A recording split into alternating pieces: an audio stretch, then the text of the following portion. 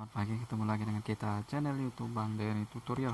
Hari ini kita akan membagikan tutorial bagaimana cara mengatasi Xiaomi Redmi Note 8 yang masuk air. Jadi meskipun handphone kita Redmi ini masuk air, hidup misalnya, jadi kemudian mati, jangan langsung kita cas seperti itu. Jadi matinya itu bukan karena habis baterai, tetapi karena konslet seperti itu.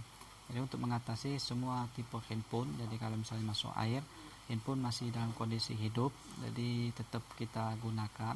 Kemudian tiba-tiba langsung mati, nah itu matinya bukan karena habis baterai, jadi jangan salah. Jadi kita kalau ketemu dengan handphone masuk air, kita harus langsung bongkar meskipun dalam kondisi masih hidup handphonenya seperti itu.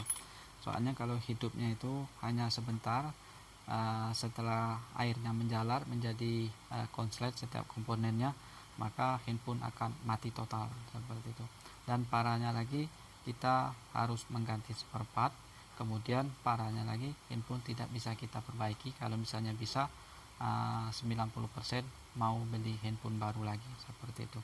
Sebelum hal ini terjadi, sebaiknya handphone masuk air langsung kita bongkar meskipun dalam kondisi hidup, untuk mempercepat pengeringan ataupun menguapkan air yang berada di dalam, yang meskipun setetes, kalau menetesi komponen elektroniknya maka akan jadi short, karena di sini baterai tanam yang kapasitasnya ampernya itu kurang lebih 4 ampere, itu cepat untuk merusak komponennya seperti itu. Handphone akan mati total lama kelamaan.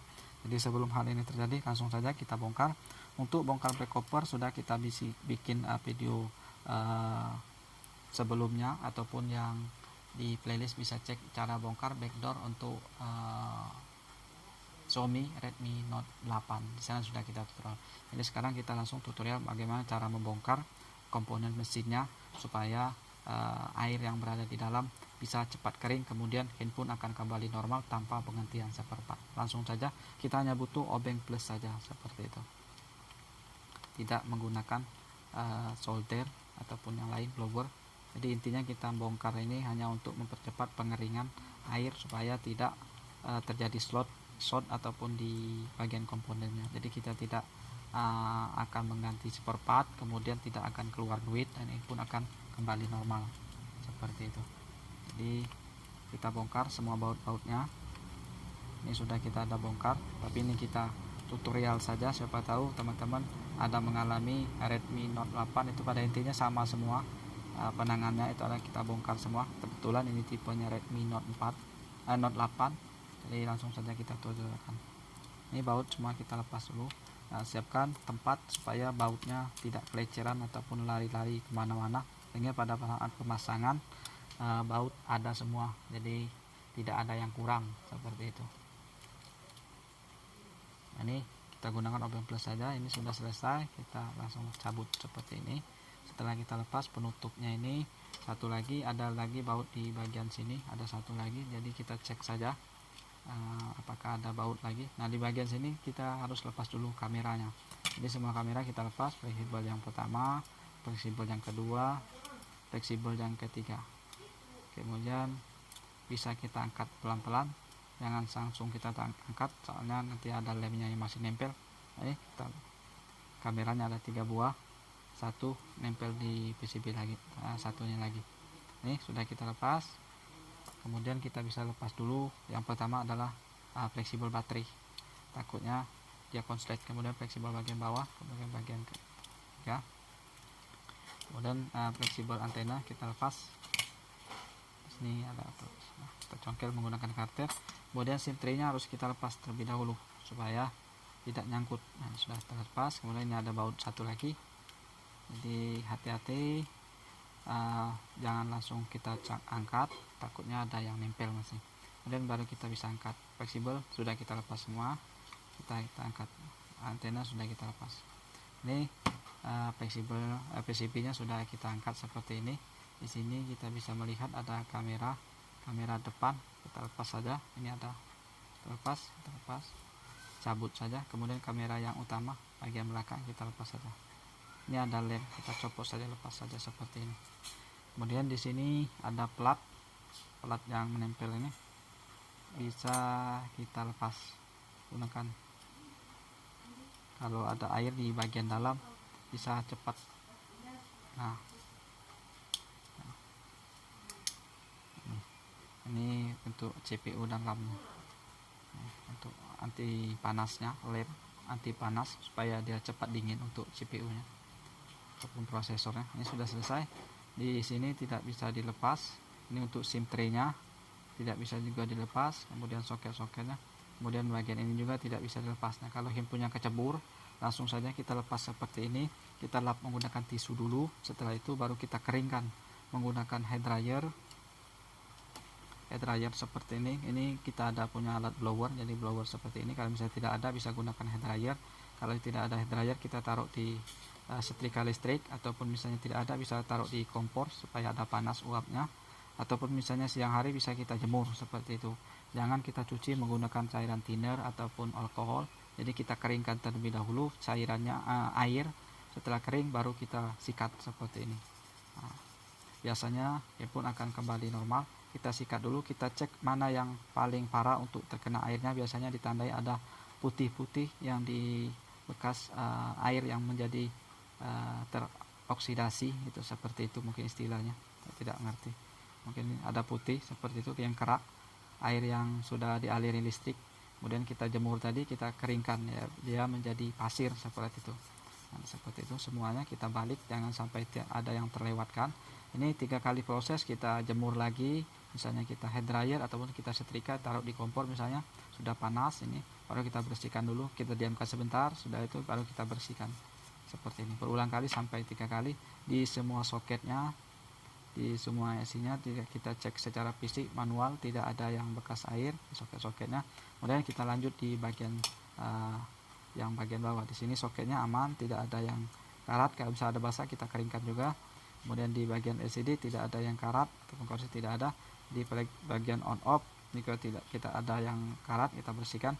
Kemudian bagian ini lampu bleed, kayaknya lampu bleed tidak ada. Kemudian bagian speaker sudah kering. Kita lanjut ke bagian bawah. Di bagian bawah ini adalah speaker nadanya.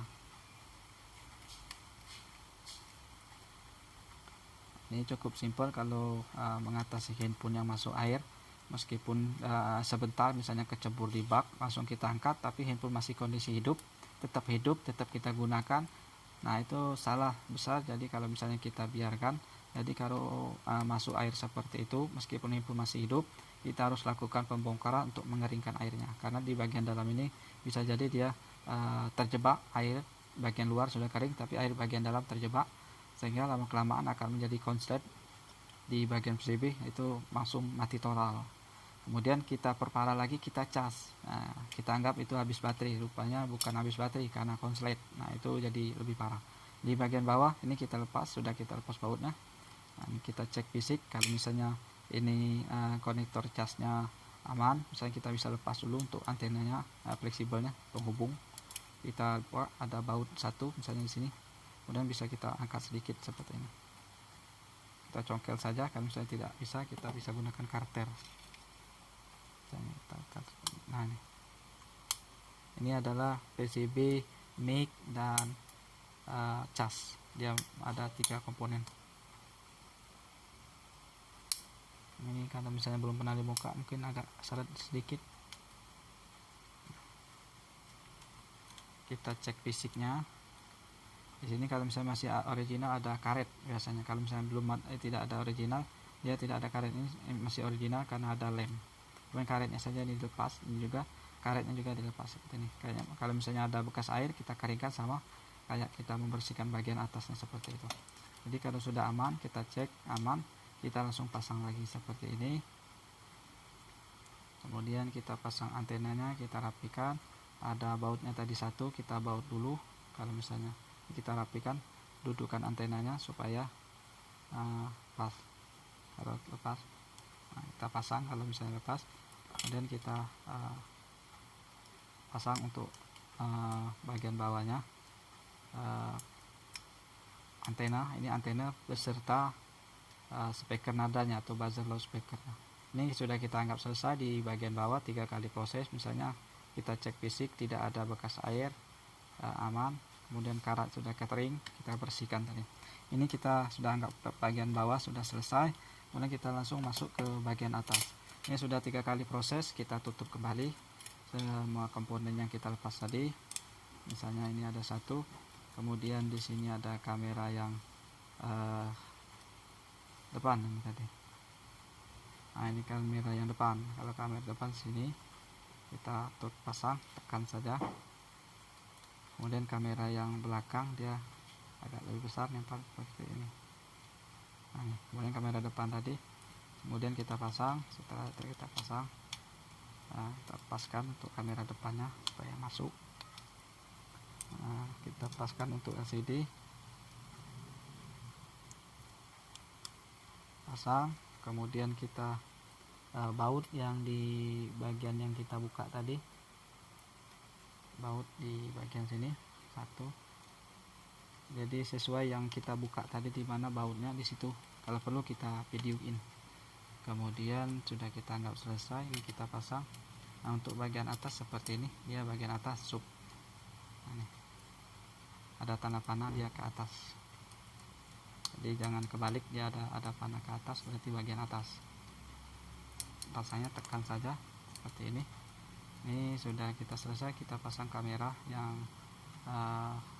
tiganya, karena bautnya ada di bawah, sudah kita baut seperti ini. Sudah kita pasang, kita tekan untuk fleksibelnya, jangan lupa dipasang, soalnya kalau tidak dipasang dia tidak tampil untuk kameranya. Ini sudah selesai. Ini antena kita pasang, antena jangan lupa dipasang, soalnya kalau tidak dipasang dia tidak akan keluar sinyal.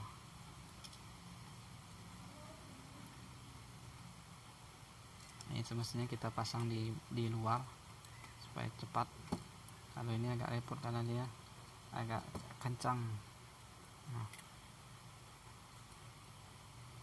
jadi sebelum kita pasang baut tadi, kita langsung pasang antenanya terlebih dahulu. Kalau ini agak kencang dia bautnya, ini kabelnya. Nah, sudah pasang, jangan lupa dimasukkan di alurnya supaya sewaktu pemasangan koper tidak nyangkut. Ini sudah selesai, kita pasang baterai, kemudian kita tutup seperti ini, kita baut semua. Nah, saya kira ini kita cukupkan sampai di sini dulu, kita baut misalnya satu saja dulu. Ini sudah selesai, jadi handphone bisa kita gunakan kembali dengan air yang sudah kering seperti itu. Jadi kalau misalnya kameranya tidak tampil, itu mungkin karena pemasangan, ataupun misalnya tidak hidup, mungkin baterai belum terpasang, mungkin LCD. Kalau misalnya dia masih kurang rapi, kita coba buka, kita tekan lagi, kemudian bagian bawah misalnya tidak ngecas, kita ini lupa dipasang seperti itu. Jadi kita koreksi lagi, jadi jangan langsung kita tutup. Kalau sudah benar-benar fix, sudah selesai 100%, baru kita tutup dan kita gunakan lem seperti ini. Jangan menggunakan lem Alteco, jadi gunakan lem LCD seperti ini. Saya kira kita cukupkan sampai di sini dulu. Mudah-mudahan ini bisa membantu teman-teman dalam memperbaiki handphone Redmi Note 8 yang masuk air. Bisa kita gunakan sendiri dengan bermodal obeng saja. Mudah-mudahan ini bisa bermanfaat. Jangan lupa subscribe, share, like, and komennya. Salam sukses.